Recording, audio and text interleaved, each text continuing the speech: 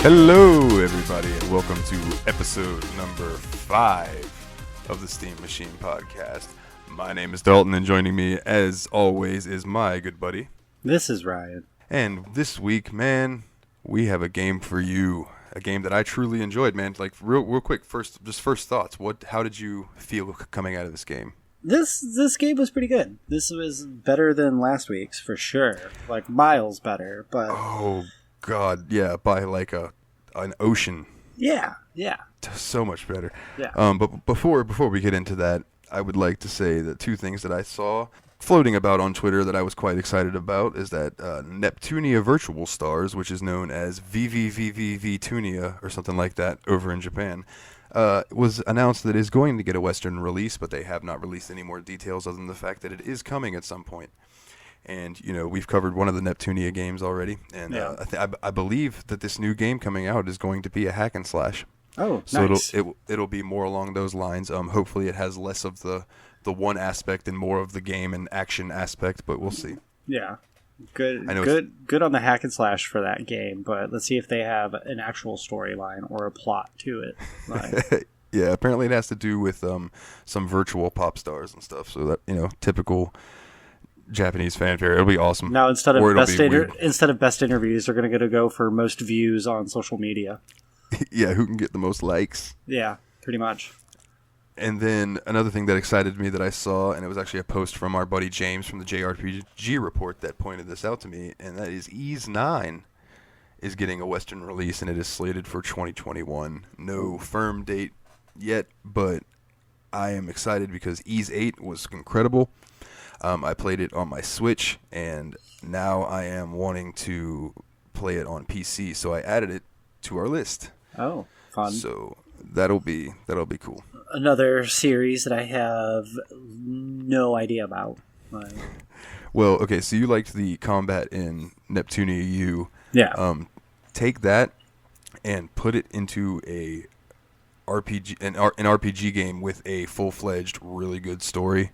And that's basically what Ys is. It's an action RPG. Okay. Graphics look...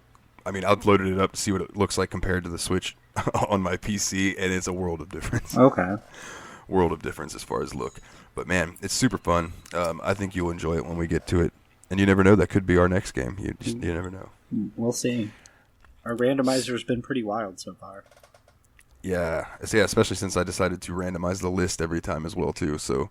We're going completely just blind shots. Yeah, Steamy's throwing us for a loop on these games. Yeah, man. He's keeping us busy. But, you know, I'm happy. That's why we created him. Yeah. Well, today, ladies and gentlemen... Oh, actually, before we get to that, I would like to give a quick shout-out to my buddy Blue and his podcast. I believe it's called Blue Presents a Podcast. And... it is a music podcast, and he has on different artists or people who really enjoy music to talk about kind of like what music means to them, like how they got started in the music business if they are in a band. You know, if you're into rock or even like hip hop, you know, he doesn't really discriminate as far as music genres. I definitely suggest checking out Blue Presents a Podcast. And if I get that name wrong, I will correct it in the show notes because I will get with him afterwards. I think that's right. Okay, good. I think that's right.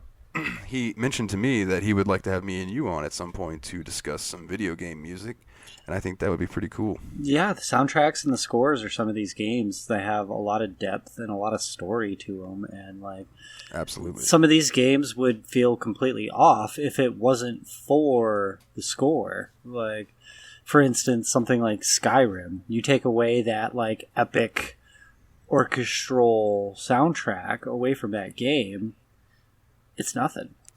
Yeah, I can totally see that. Another game that would be like that, I would say, would probably be our game today, The Outer Worlds. Like, some of the tracks in this game that we're playing during some suspenseful moments really helped amp up that. Oh, and that's another thing. Any survival horror game ever would not be scary if it didn't have music, in my opinion. Yeah, I mean, certain composers have found that a sequence of notes or in a certain chord actually spikes human levels of like anxiety, and everything, and it makes it much worse than what it would be if it was like just quiet. You know what's funny? What's funny about that is on the last episode when I mentioned that YouTuber Horrible Reviews, he reviewed a movie that the entire movie has those frequencies playing in the background. Oh, I bet So that's it's like probably the whole movie awful. is supposed to just hurt. It's supposed to just like really disturb you and give you anxiety I bet. while you're watching it. I bet. I'm like that is fucked. There's I forget the name of this, but it's like an EDM band, and they have one song where they Aphex do. Twin. No, it's not them. Oh. But they do one whole track in those tones and those notes that induce anxiety. And I'm just like, why? No, thank you. Yeah, no, thank you. I deal with that enough daily as it is. Yeah, for sure. Okay, so we'd love to have him on sometime too. If we ever, come across a game that's got a really good soundtrack, get him on and we'll get on here and talk about it or something. Yeah. It would be cool, man. But, that'll come up with time. We'll let all the listeners know when that comes about. But today, we played The Outer Worlds by Obsidian Entertainment. And I want to start off and just give you a little history about Obsidian because I personally love this company. I've been playing their games for a long time. And I think you have played a few of them, too, over the years and didn't realize it. Or have heard of them, at least. Yeah. Obsidian Entertainment, Inc. is an American video game developer based in Irvine, California. Oh, and I want to go ahead and preface, I got this from Wikipedia, so I just don't want people to think like I'm reading like a robot. It's just because it's written probably by a robot. It was founded in June 2003, shortly before the closure of Black Isle Studios. An ex-Black Isle employee, by ex-Isle, take two. By ex-Black Isle employees, this is the coolest name ever, Fergus Urquhart. That's his actual name. Wait, what? Hold on. Are you on the Wikipedia page? Yeah, for the Outer Worlds. Fergus Urquhart. Let's see what we got. Or it might be on Obsidian's wiki page, not... It might be just pronounced Fergus. Fergus? Because he is Scottish, like... Well, I would have put an A in there and just been Feargas. Yeah. And just dressed like Scarecrow all the time. So it's probably Fergus. So, Fergus Urquhart, Chris Avalone, Chris Parker, Darren Monahan, and Chris Jones.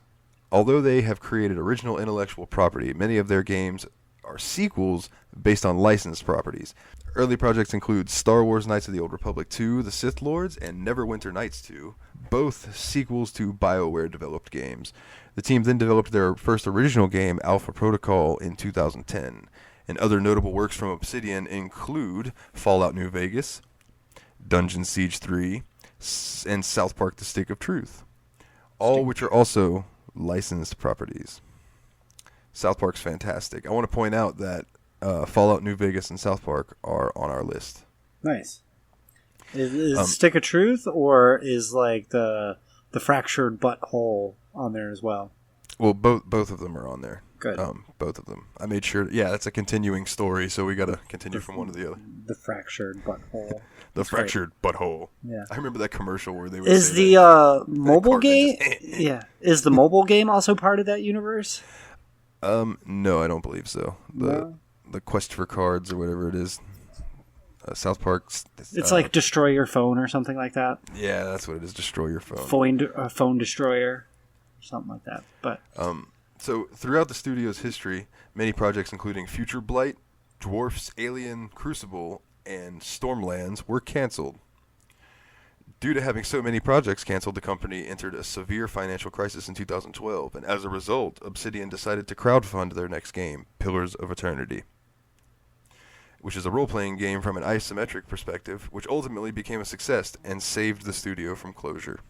The team's focus then changed from developing licensed titles to creating original games based on the studio's own intellectual property, including a sequel to Pillars of Eternity, which was Pillars of Eternity 2, Deadfire.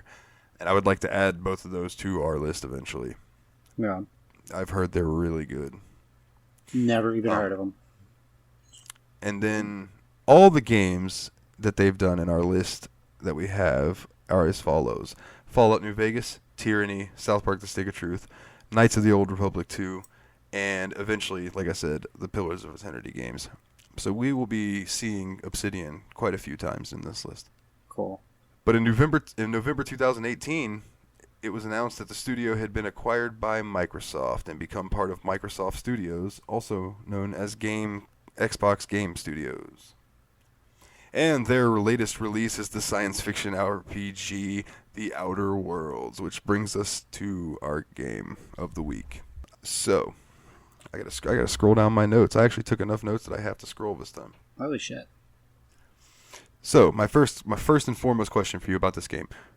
Who was your favorite companion? Why was it Parvati? See, Parvati was cool. She was the first companion I picked up. And I only picked up one other companion. I went the entire game with Parvati and Felix. For real? Yeah, that's it. Just the two companions. That's it. Like, oh, man. I didn't really do many side quests or anything like that. I just straight storylined it for the most part. Like, straight storylined it. Well, I will say that there are... And as far 6. as, like, the favorite of the two companions, I didn't really like either of them. There was plenty of times where I sent their ass back to the ship because they kept fucking dying on me. Like, it's like, no, I could do this quest better without you. Get the fuck out of here. Like, my next question is, did you realize that you could, like, give them skill ups? Yeah.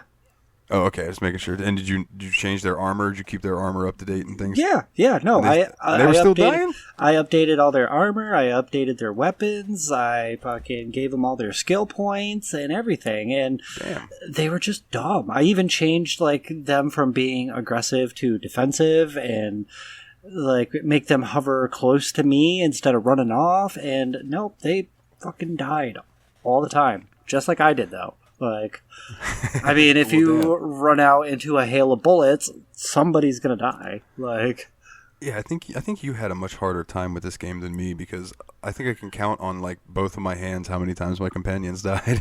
Oh no, there's yeah, especially like the last mission. I probably died about 20 times in 20 minutes on certain parts of that last mission. Like, well, we'll get there. Yeah, first person shooters aren't really like. They used to be my thing way back in the day, but not so much me anymore. Like, so I was honestly surprised, and we'll get back to the companions in a second, but I was honestly surprised that you did not try to go the pacifist route, because you can totally play this game passive, like, yeah, and only kill when you need to. See, like, I thought about that. I thought about like creating a second save load and flopping back and forth between how I played it and how I started and how I would typically play, but starting this game, you just crash land on this place. You have no idea like who the hell you are, no idea where the hell you are, no idea what the hell you're supposed to be doing, and then the first couple of people that you run into, they're like, oh, we don't know you. So I'm like, well, fuck, I don't want to get like ambushed by a bunch of soldiers or ambushed by a bunch of people that don't know me because I'm some stranger. I'm gonna fucking kill you. I don't want you, like, calling in somebody to tell them, like, hey, I just ran into this person. So, like, literally, like, the first 5 people I ran into this game, dialogue, bullet to the face, dead. Like, I'm gonna take your guns, I'm going to take your armor, give me everything, no one knows I'm here. So, oh, man. Well, you unintentionally kill somebody in the beginning. It's like when Phineas unfreezes you and sends you down from the Hope, which is where you were frozen, and there are tons of other colonists frozen.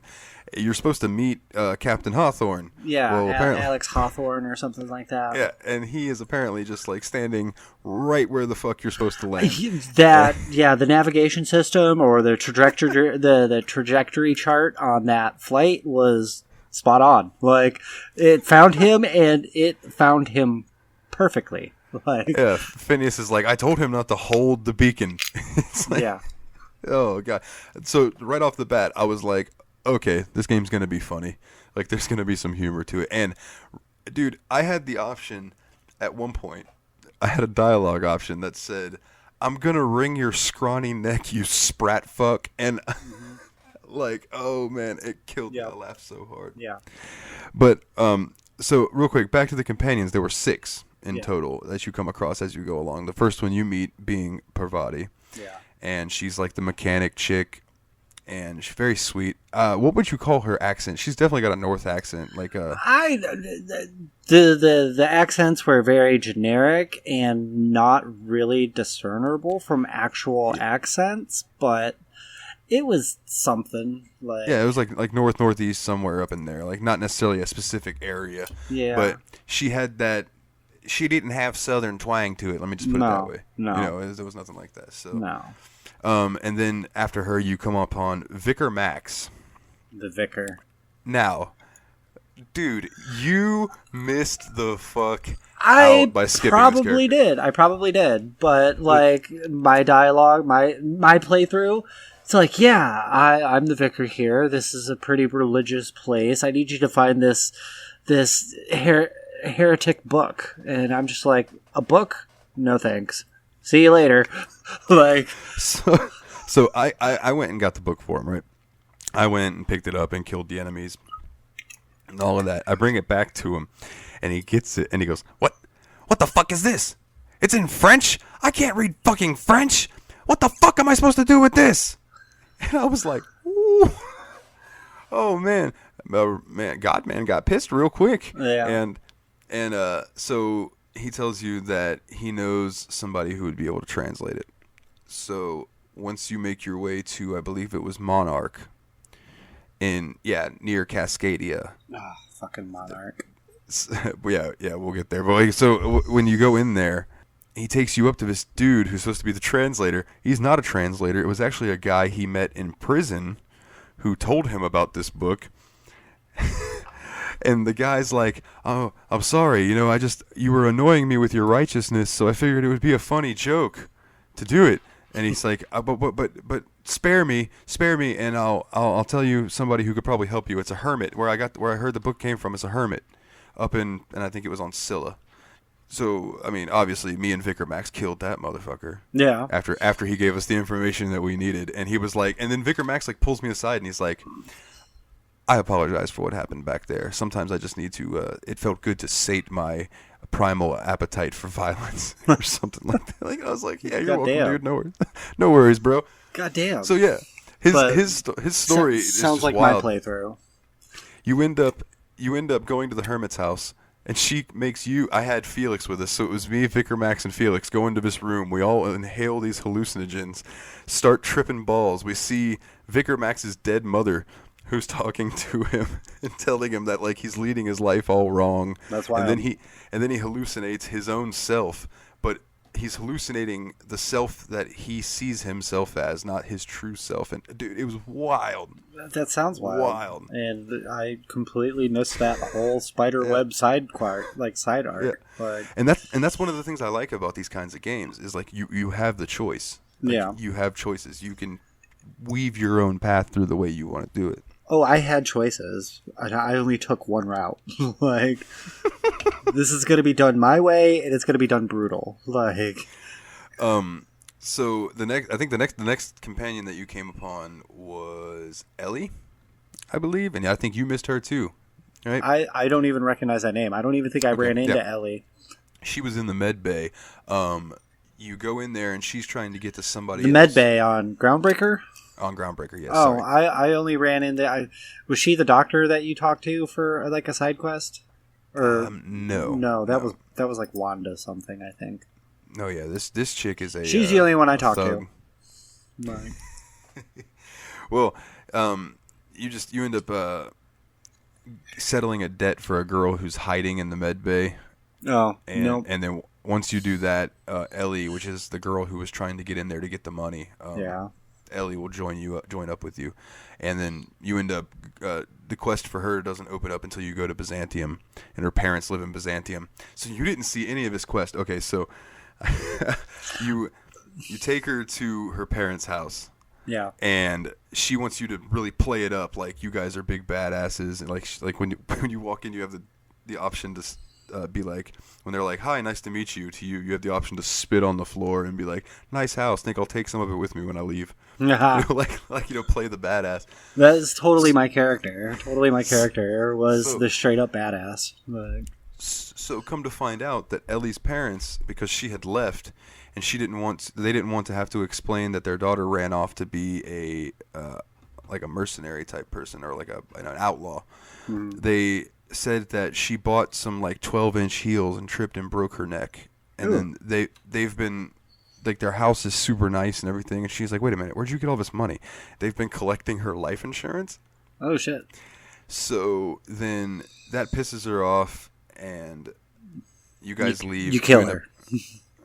Well, so I killed her parents, and then she left my group. So I reloaded and didn't kill her parents until later. But I'll get to that. So I basically took her back to Monarch to Cascadia, where you go up into the little town in the cave.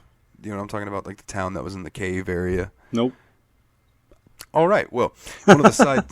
See, I really didn't do too much on this game. Like, I stayed straight storyline, very few side quests. Like, all right. Well, you go in there and you switch around the broker. The chick's like, well, you can't. The only person that can switch the life insurance beneficiary is the person whose life insurance policy it is, and she's dead. So I looked at the chick and said, I'll give you 3,000 bits or whatever. So I'll give you 3,000 bits to change it. And she's like, all right, what name do I need to put down? oh yeah. So we ended up switching over. That was her companion quest, which was pretty cool. But I liked the bribing part of this game. That came in handy for some parts. Yeah, you get caught stealing. You just be like, you saw nothing. There was that. The one time it failed me, and God, I was pissed about this. It was in Byzantium, and had to go into the restricted section. And, of course, the guard stops me, and it's like, this is the restricted section. Only authorized people are supposed to be back here. If you're not authorized, they're going to kill you on sight. So I was like, all right, I'll try this bribery thing. Well, I'll give you 2,771 bits to just pretend this never happened. Bitch took my money, and then as soon as I turned around, I got shot by like 12 people. Like, oh man! Took my money and then killed like 10 seconds after. Was that the place where you had to go talk to that crazy actor dude who was like locked in that house? No. No. Okay, you might have not had to do that because I know you took a different path than I did at one point. But then the other companions weren't really. I don't know. They were all right. Like, you get the SAM unit that's in your ship. Like, you could have taken that out as a companion. And then you get Nyoka, which is the chick with the crazy pink hair who helps you out, and she's a drunk.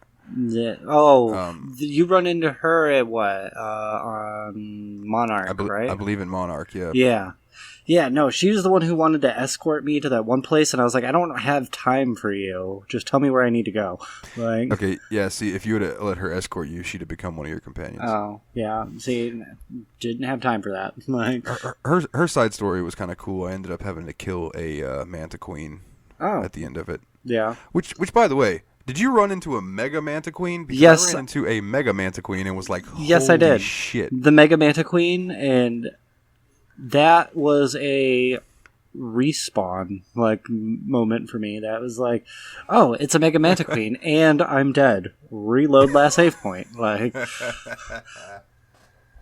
that does not surprise me. It was a hard fight. If you haven't caught on yet, I died a lot in this game. Like, I didn't die much, but that Manta Queen did kill me once. Yeah, no, I died like all the time. I probably didn't play this game to the capabilities that you were supposed to use it, like the time slowing mechanism, like the TDD or whatever. Love it. I never used it. Love it. I never touched it. Like, I just made my life so easy. I just went in guns blazing, bringing the heavy hammer of my justice down.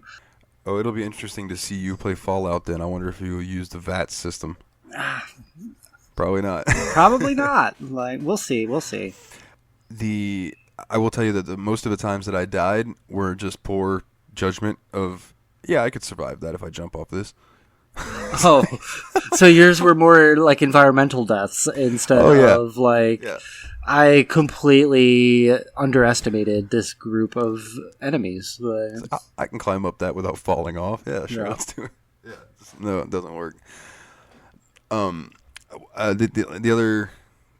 other companion that you get is Felix, and he joins as you're leaving the Groundbreaker, which Groundbreaker is like a ship in space that's almost just like a... It's a space station. Is it? Yeah. Okay. Yeah, it's a space station. It's a pretty cool little place. I really like the aesthetic of this game. Yeah, I didn't spend too much time on the Groundbreaker, just enough to go in there, talk to Gladys, have her try to charge me 10,000 bits after doing like 2 side quests for her. So I just shot her in the face. Like, I killed her and everyone in her room, took her shit, and left. When the Sublight place, Sublight. Yeah, if you didn't spend much time in there, you probably didn't go in there. So there was a Sublight contractor place. They like deal with scrapping and salvage and stuff like that, sending me on these missions that had nothing to do with scrapping or salvage. So obviously it was a covert or a cover, like a front business.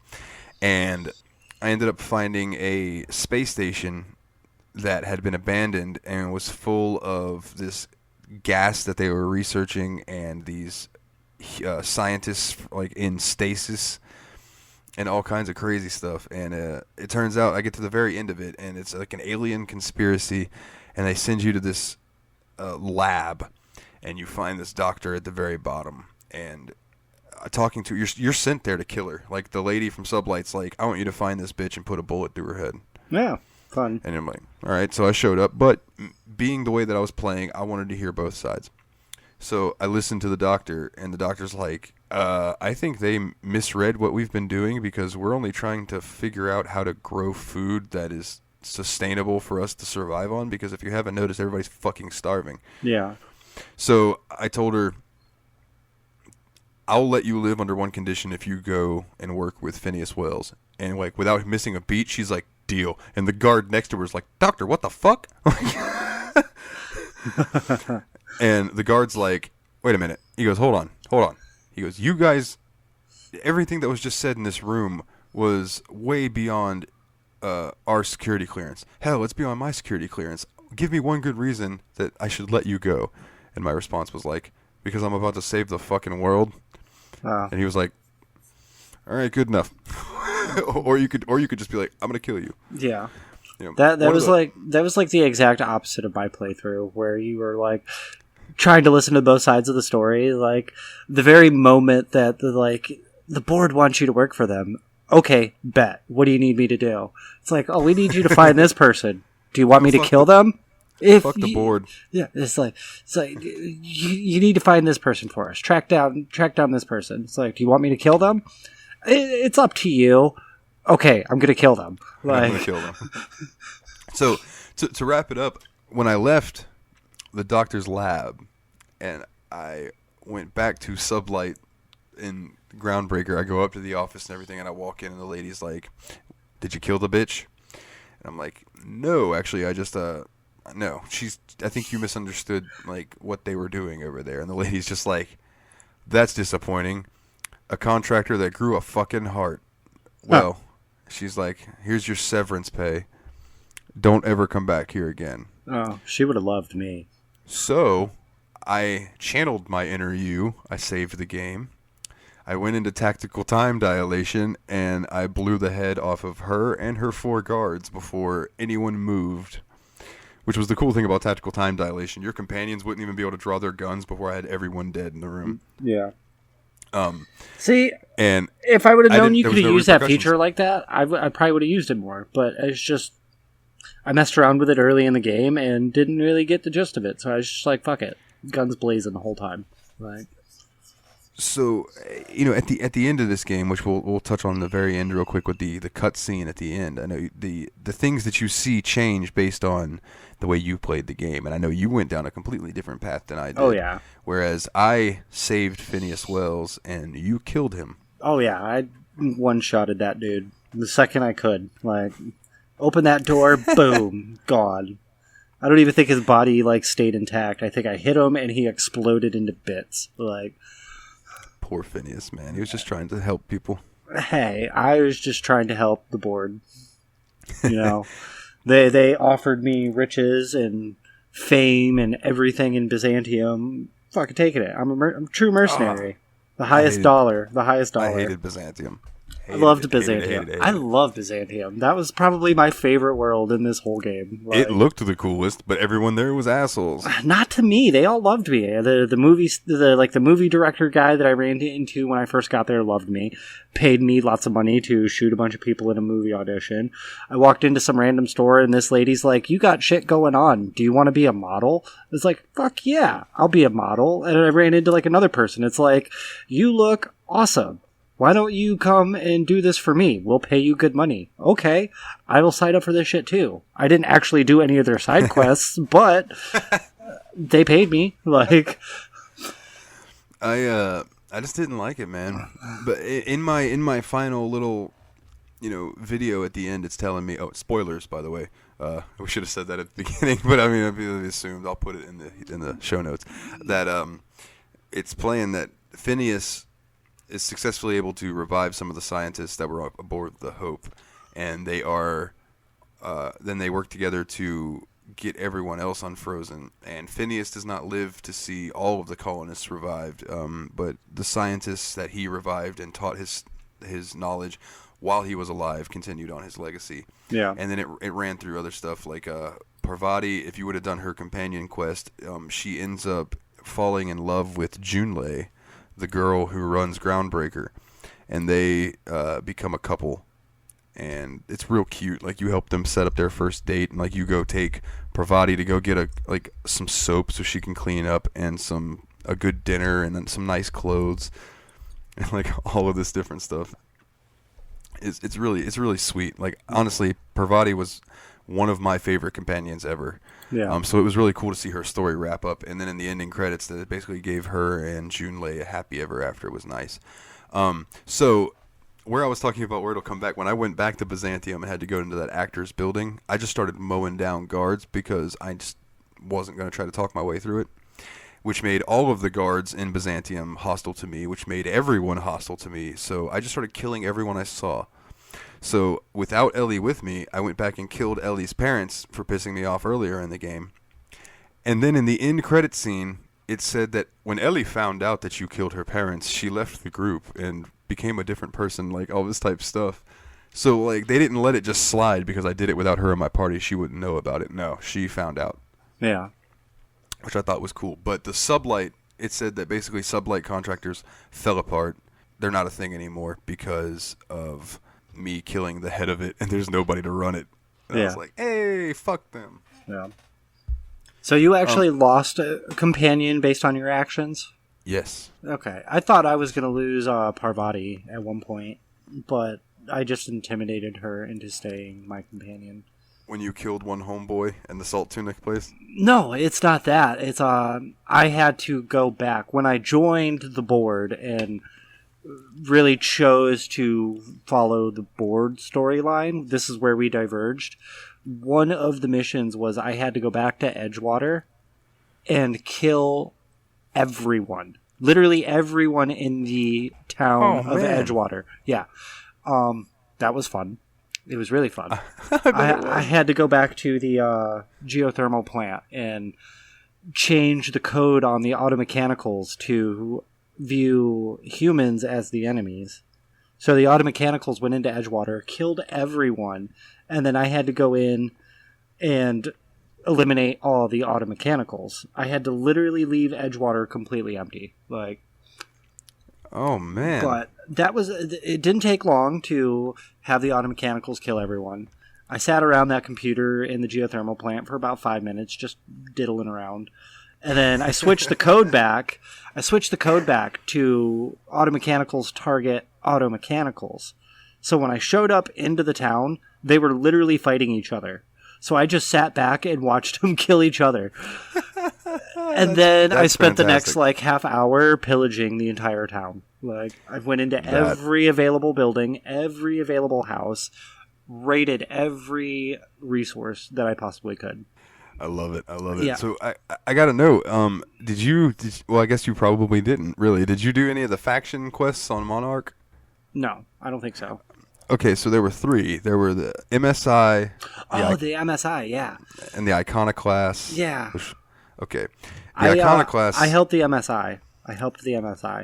So Yeah, the MSI was like, fuck the iconoclasts. We're going to end them. So first it starts off, you meet the guy up at the top of the mountain, right? The devil horn mountain. Mm-hmm. And he's like, I can't get my radio broadcast out because of these two fuckers, the MSI and the iconoclasts.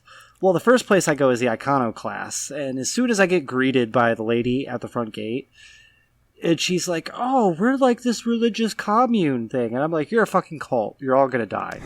So Yeah. she tells me where the head boss guy is. And I'm like, all right, I'm not even going to talk to this guy. As soon as I see like the identifier on the screen showing that he's close, I get to the top of the stairs, but I don't go quite over and aim a headshot in and down in one shot. Just kill him before I even dialogued that. Didn't even get to talk to him. Gun goes off. Achievement, like quest completed, like silence the iconoclasts.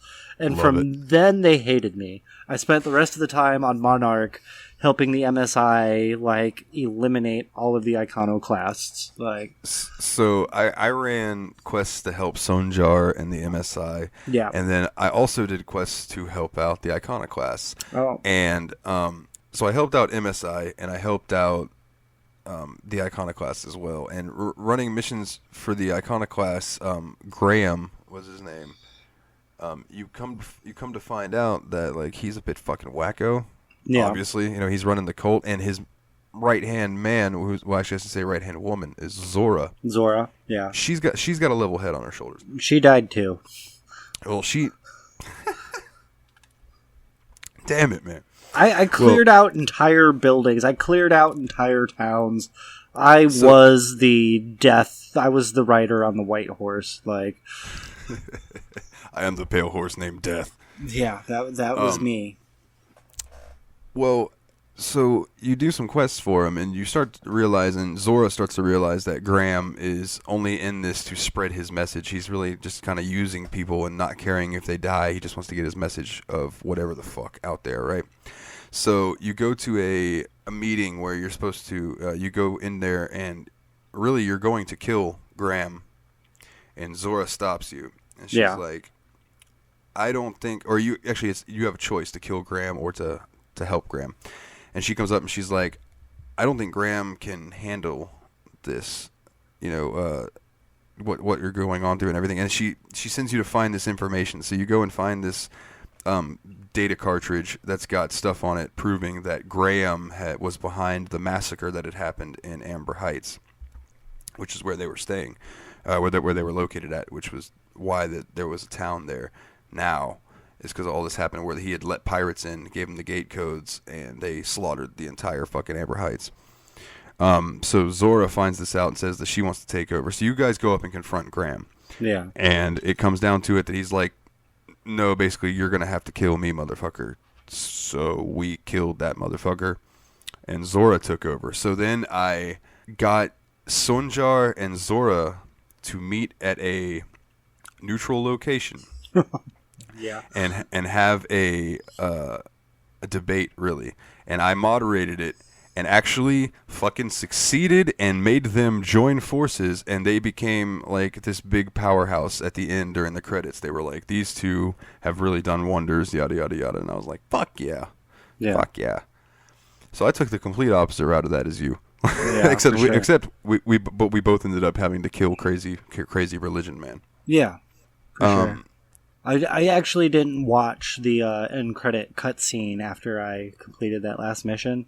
Having to take care of the little guy. He distracted me from it. Makes sense. But I just looked it up, and apparently just all the smaller colonies die or whatever. But reading into the different endings of this game, I'm pretty sure that my stats were just right, that I could have ended up with the dumb secret joke ending. There's a dumb secret joke ending? Yes, if your intelligence score is low enough, which mine probably was because I never put any points into intelligence. And I also acquired the flaw, the permanent concussion, which lowered my intelligence points even more. If your intelligence points are low enough at the end of the game, you will skip the hope into the sun.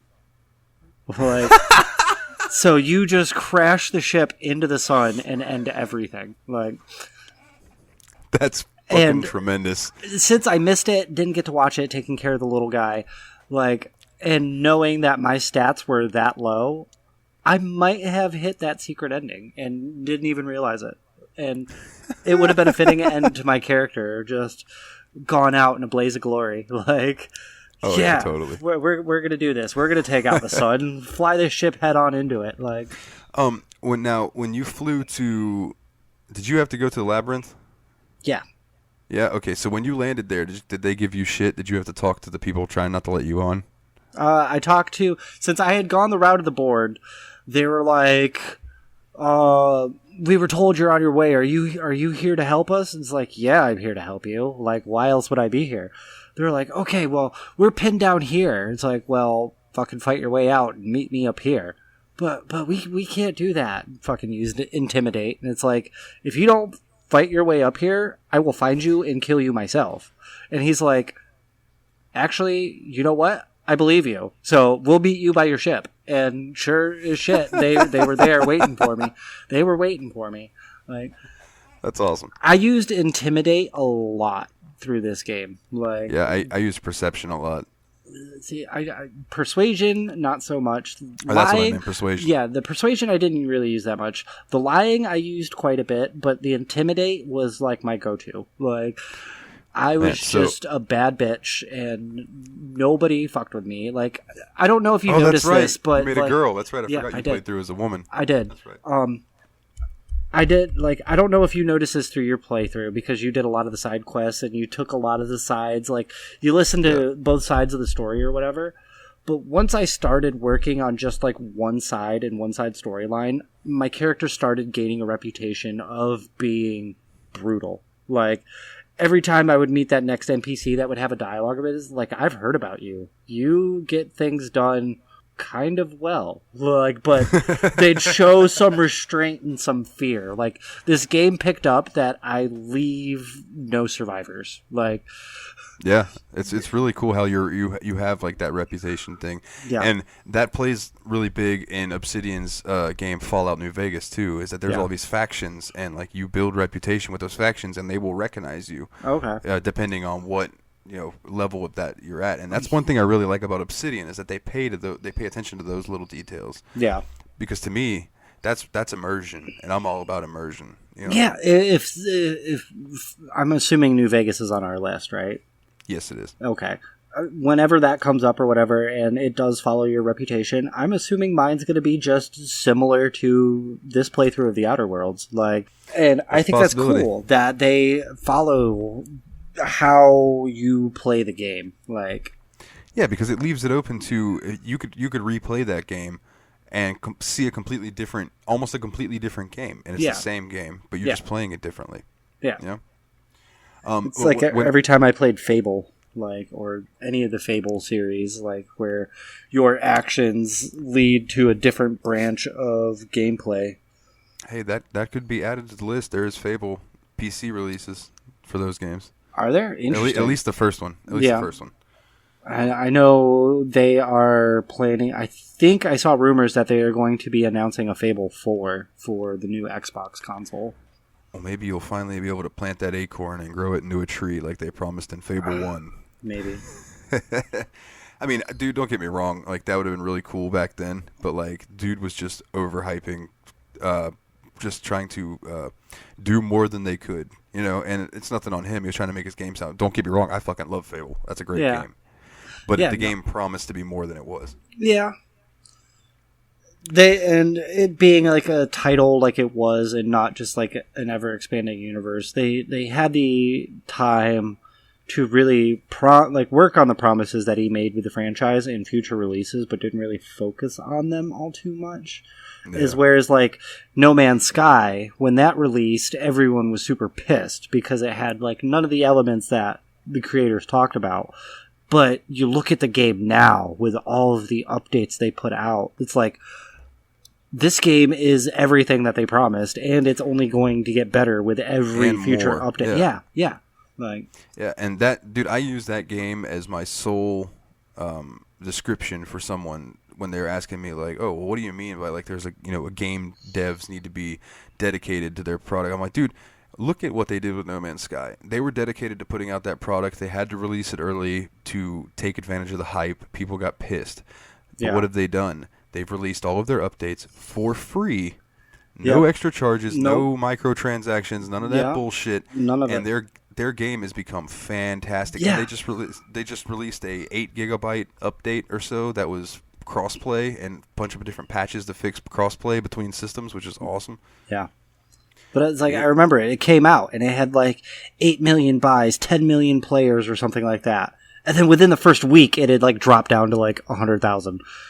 Dude, and it slowly built back up.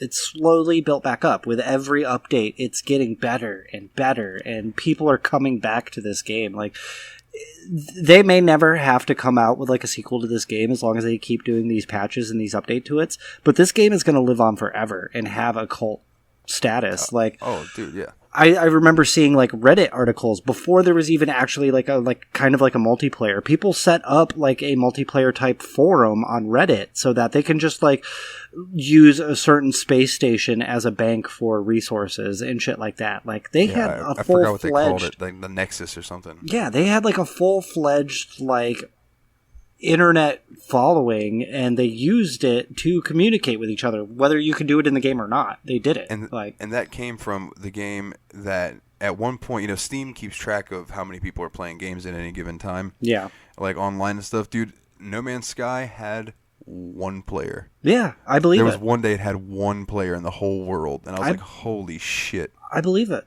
And now that guy is probably the top shit in the fucking game. Like, yeah, right? Absolutely. It's dedication right there. Yeah, that's also on our list, man. I can't wait till that comes up. Yeah, no, I can't wait for that to come up either. Like, although I don't even really know how you cover that game. I mean, there is story to it. There is a storyline to it now. There is. There was a little bit of a storyline when it first came out, too, having to... You could either fully explore these planets and try to unlock all of the secret words on that planet and try to find all of the different waypoints, or you could just try to get off the planet as fast as fucking possible and move on to the next one. Like, yeah, there's huge depth to that game that nobody in this lifetime, without like some sort of mod playing the game for them, will never be able to complete 100% because it's so fucking big. Right. It is feasibly impossible to see probably even a fraction of the amount of that game. Yeah. There was over 18 or over 20 quintillion planets. That's something that's just insane. Yeah. I mean, I was hoping they would have more as far as the like, I don't know what all the updates have done. Not enough for you? No. It's the planets were all generic. You would run into the same planets over and over again. I was hoping that they would have, like, you come across some of these uninhabited planets where there's nothing but just like alien creatures, flora and fauna. But I wanted to see one where you come across like a robot planet. It's super built up, super like all cybernetics. Then you come across like a human planet where it's got like. I wanted to see that's one of their planned updates eventually is adding colonies. That would be fucking great. Like, that's what it needs to happen. Like, that would make it a true, like, universal science fiction game, is having the ability to run across other things like that. Now, I do know that there is a mod for PC, and I don't know if it's up to date anymore, but I used to use it, that legit did some sort of math behind the scenes and made it to where every planet you landed on would look different. No two planets would look the same, and it was cool, but it was really taxing on my old graphics card. Yeah. But I haven't tried it with this new graphics card yet. Yeah. But real quick, back to Outer Worlds. Yeah, back to Outer Worlds. We got sidetracked.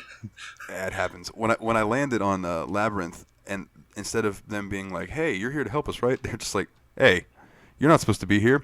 We've flagged your ship. You can't leave until you pay the fine. And the fine is 5,000 bits. And then I said, go fuck yourself. And he's like, oh, and disrespecting an officer, that's another 200. You're up to 5,702 bits plus death. Oh, well, here's 5,200 and go fuck yourself. Like, yeah, basically, I told him to go fuck himself again. And then he's like, he said something else, and I used lie. And I was like, do you not know who I am? Are you serious? I'm going to have your fucking job. And he comes back, oh, is that... Oh, I'm sorry, my screen was blurry. He goes, I see it's you now, sir. Now that I can hear you, I totally know it's you. Sorry about that. Yeah. And I was like, damn right, motherfucker, let me out of this bitch. I bitched out a lot of people like that through this gameplay. A bit just like, do you not know who I am? Like, do you know why I'm here? Okay, well, I'll just completely change my demeanor now that you've threatened me. Like, threatened my life. Like... So I start running through, and I start getting swarmed by corporate guards. But then all of a sudden, MSI and Iconoclast start coming out of nowhere to help me. And Groundbreaker comes pulling in behind me, and people off Groundbreaker come in. So I've got like this fucking army running with me. And we just stormed that place, just mowing people down. That's cool. I had no Groundbreaker help. The corporate helped me from the get-go because I told them I would kill them myself if they didn't help me. Yeah.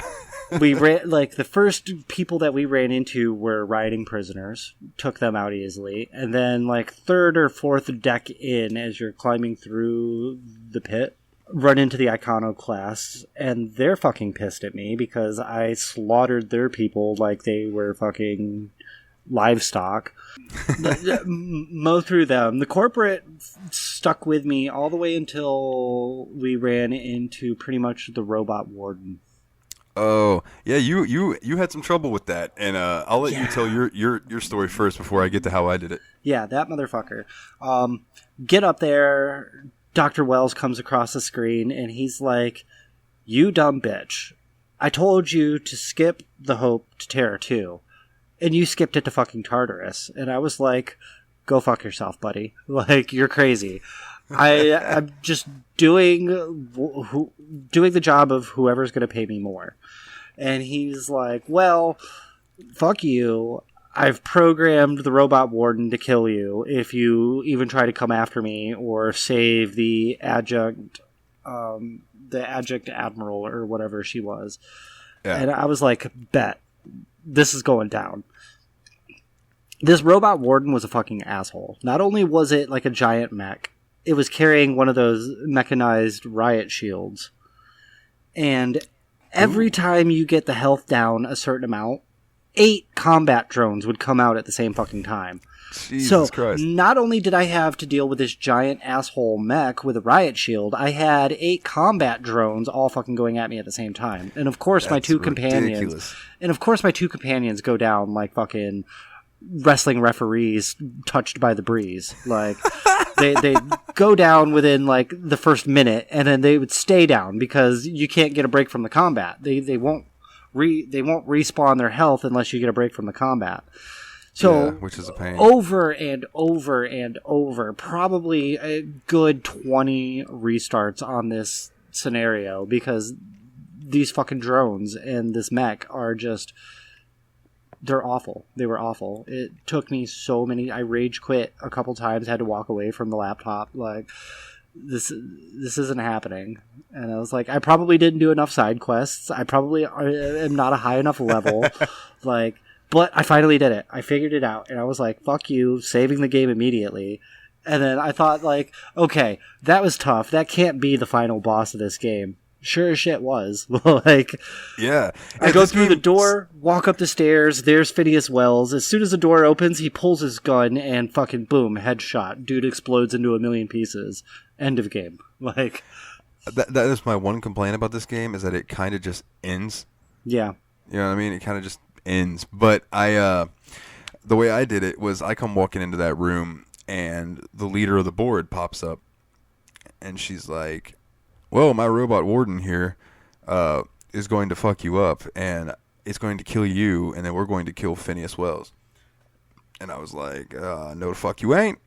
So she's like, well, if you can get through the robot warden, good luck, we'll talk. Yeah. So I'm standing in that room, and I'm looking at the screen. I turn to my right, and there's a door. So I go over, and I lockpick my way through the door. I go through the door. That's the door I probably couldn't hack. Like, there's a terminal in there. So I go over to the terminal, and I click the terminal. It says 80 hack or something to I should have disable. I should have kept my hack up. Like, I rechanged my stat points before going into that final mission, And I Oh, lowered brutal. I only put my hack at like 50 or 60. I didn't think I would need it. If I would have Oh, kept man, it up, I would have hit that computer. I would have fucking hit it, and it would have been over. So two of the skills that I randomly had at 100 were hack and science. And it just so happened that on that computer, it was a hack 80, a hack 100, and then a science 100. And I passed all three of them, and that robot just dropped dead. Yeah, Didn't even have to fight him. I wouldn't have been able to do that. Doing some reading about this game, where you had to hack the computer to shut him down, and I died a million times trying to take the fucker down. Yeah. There was a third option that you could have manipulated through dialogue to get. Please tell me you get to jump on the robot's back and ride him valiantly into the final battle. No, absolutely not. Before you even get that far, while you're talking to Dr. Wells over the screen, if you had chose to go with the board, Yeah. you can talk Dr. Wells into killing himself and ending the whole thing there. Oh, that's fucking morbid. That's awesome, though. Yeah, but you could use, like, if your persuasion was, like, at a 90, or your intimidate was at, like, a 90, which mine were set for that. Mine, like, I did a little bit of reading, no spoilers or anything, but I just did a little reading about that last mission. And they're like, set up your persuasion skills, set up your intimidate skills, like, put them at a 90 or higher. And that's what I did. And, like, if you go about the dialogue right with Dr. Wells during that dialogue scene, you can actually tell him, like, hey, this is a lost cause, buddy. It's like, you're going to die one way or another. Either you can do it yourself, or I can do it for you. And if you do the dialogue right, he will do it himself, and it just, like, ends there. Like, the robot warden's never activated. You can run right by him, go unlock the adjutant admiral or whatever she is, and rescue her, and end of game. Like, see, the end of my game, dude. After I had taken down that robot warden and everything, I just ran in there, and I opened that door, and there sat that lady and her 4 guards, and it was like being in Sublight all over again. I just hit tactical time dilation, and all of their heads were gone. Damn. Because I had my shotgun. By the end of this game, my shotgun was doing, like, I think 1,300 damage. see, that's a ridiculous amount. You did a lot of tinkering and a lot of modifying and shit. I think my strongest weapon at the end of the game only did like 256 points of damage. Well, okay, so my strongest weapon was a fucking pistol that I had that was burst shot. It would go like drah, drah. Yeah. But it had corrosive ammunition. I don't know what the fuck was up with this pistol, but I had tinkered it to be up to the level that I was at or whatever, and it was doing 2,400 damage. Damn. It was like 2,400 DPS. I was like, that is insane. Yeah. I think I had like a level 30 plasma rifle, and that was my go-to, and it did like 240, 250 points of damage, but that's a fucking BB gun compared to the guns you were putting together. Like, yeah, man, I did a lot of modifying and tinkering, just fucking around with different things just to check it out, and that's where I failed, where you did all the side quests and you did everything. You probably loaded up on bits and equipment and everything. Yes, sir. Me just doing storyline, that shit was so few and far between that I was like, fuck it. I'm just throwing on whatever I have. Like, I'm not going to lie to you. I think in total I spent like 67 million bits. Yeah, some ridiculous amount. I probably didn't even earn 100,000 bits in my entire playthrough. Like, I earned like nothing. Everything that I earned in that game, I stole off the corpses of my enemies. Like, so one thing I did do was pop back in to a save that I had made like a few hours back earlier today, and just played a couple more missions. But I cheated and gave myself max money, so whenever I would find new gear, I would tinker it to the full amount. yeah. Like all the way up, and the guns I would tinker all the way up. So when I got towards the end, I didn't finish the game again, but like once I got towards the end, dude, I had spent 300 million bits. That's how much I had tinkered up and stuff. So like really, you would have to work hard at this game to really upgrade all of your stuff. Yeah. It's like, I got lucky going through the labyrinth. I found some armor sets that gave me like 81 armor and like 81 helmet and everything. And then as you got further in the storyline, the weapons got stronger, higher in level. Like, I ended this game as a level 23. Like, I literally hit level 23 when I rescued the adjutant admiral. Like, That was it. That was it. Like I was level 29, and I think I was sitting pretty at 24 hours and like 37 minutes or something like that. Play time. oh man, I think I was at like 16 hours. 16. Yeah. Goddamn, blaze through it, man. No Yeah, fucking spider web side quests. Like story. Like I knew this was going to be like one of those like Skyrim type games. It's like where if you get caught up in the side missions, you're going to be there forever. So I was just like, fuck it. We need to get this game done for the episode. I'm not going to spend more than this amount of time on it. Let me get this done. This is a game that I'm definitely going to keep like on my hard drive and jump into on some days where I just need something to do, and probably replay it with a different mindset and actually do the spider web side quests and all that.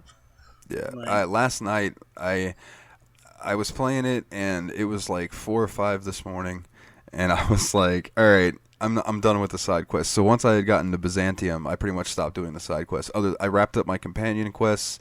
I finished off my faction quests, and I told that lady, "Oh yeah, I'll be your model," and then never went and saw her again. I mean, that's what I did too. But like, where you did all the side quests for every other world before Byzantium was like the only place I did side quests for. I was like, here are my people. These are the people with money. These are the people that I am being the brutal mercenary I am to be. Like, you know what's funny about that? We basically played this game polar opposite. and Except that's fantastic. That's how we should like try to. We shouldn't set like specifically tell each other we're going to play these games different. But I love that us playing the same game and we see how each other plays it at the end of the playthrough when we talk about it, and just know that we're two different types of gamers. Like you got you who is like 100% a gamer and is into the story and the immersion and everything, doing all these side quests, and me, the casual gamer, it's like, well, fuck, I don't have the time for this. Let me fucking just railroad this shit. Like,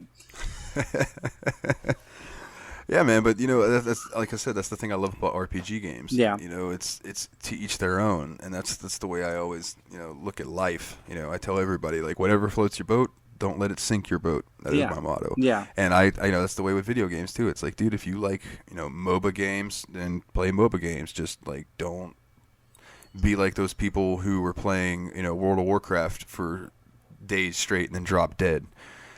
It comes with the balance. But being able to go into a game and kind of weave your own story within the story is something that I really hold highly when it comes to games. So like if I was gonna give this 1 out of 10 starships, I would give it a solid 8.5. That's not bad. I'm gonna go 7.5. Okay, fair enough. Fair enough. It's a good game. It's a great game. Just I didn't put enough time into it for like a higher score. It didn't like capture me enough to get me to do all the side quests. Like, yeah, and I would think that my extra point probably came from doing the companion quests and getting more involved with them. Getting more detail on the storyline and like the story of the game itself probably bumped up your score as compared to mine. Like you're saying with the RPGs and certain style of games where you can interweave your play style into the game itself. It's like I try to do that on any game I play. Even if I like pick up NHL 20 and do a create a character mode, if I pick the enforcer position for my create a character, that's all I'm being. And I'm going out every game swinging. Yes. Going out every game swinging, trying to pick up as many hits and as many fights as I can. Like, dude, yes, countless hours me and you spent when I was up there just seeing how many hits we could get per game. It was fantastic. But that's one of the things that I love about video games the most. It doesn't matter how the storyline plays or how the gameplay it goes. It's all based on who has the controller. Like, you literally control the aspect of the game. Like, yes, sir, man. And it's like a book that you can play, or like a movie that's that you interact with, but it's a lot longer than just 2 hours. Yeah, it's quite nice. Well, man, you got anything else about the Outer Worlds? Other than thank God it was better than Corpse Party? Oh yeah, no. So glad that we didn't have 2 stinkers in a row. God. Yes. Well, man, if you don't have anything else, then let's see if we can wake old Steamy up. Yeah, let's get old Steamy going. Hey, Steamy. Hey, buddy. You know it's that time of the week. We got to bug you for a number. What you got for us? Yeah, give us that game, Steamy.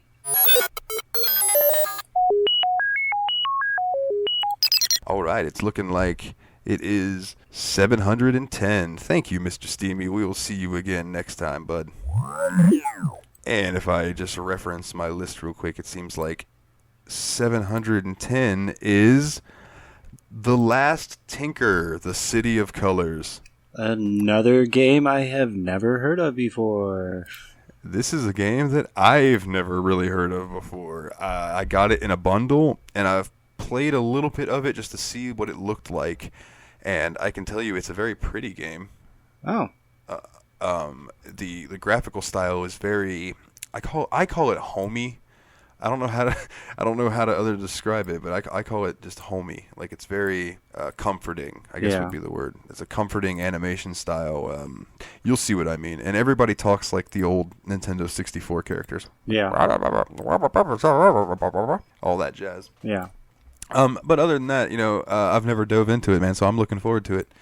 It should be fun. It's I looked it up on howlongtobeat.com just now, and it's saying that for just the storyline, without doing like little extras and collectibles and stuff, it's about 6 hours long. Yeah. 6 hours. We may be pumping out another episode tomorrow. Like. Yeah, that's what I was gonna say. Yeah, we may be putting one out in a day or two because this is not a very long game, so that'll be cool though. Give people more to listen to.